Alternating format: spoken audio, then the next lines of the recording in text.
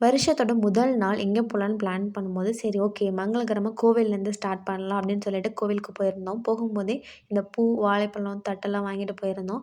போயிட்டு பார்த்தா பயங்கரமான கூட்டம். நாங்க ஒரு விளக்கு வேற வாங்கிட்டு போயிருந்தோமா, அத பத்த வைக்கிறதுக்குள்ளயும் ஃபுல் டைம் அதிலேயே போயிடுச்சு. இங்கே பயங்கரமான கூட்டமாயிடுச்சு. எப்படியோ அந்த கியூல நின்னு நல்லா சாமி கும்பிட்டுட்டு வந்தோம்னா, பயங்கரமான பசி வேற. நல்லா ஒரு டீயும், வடையும் சாப்பிட்டுட்டு வெளியில வந்தோம்னா, ஒரு பெரிய வேஃபில் கடை. இவளுக்கு வந்து வேஃபில் ரொம்ப பிடிக்கும்.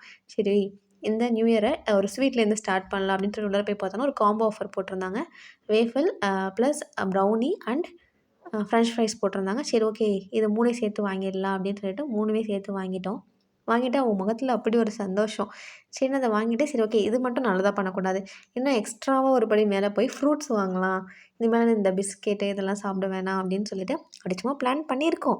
சரி அதெல்லாம் சொல்லிட்டு, இதெல்லாம் ஃப்ரூட்ஸ்லாம் வாங்குனோம். இங்க வந்து டிஃப்ரெண்ட்டான அந்த முன்னாடி வந்தது இல்லையா, அந்த டொமேட்டோ பார்த்தோம்.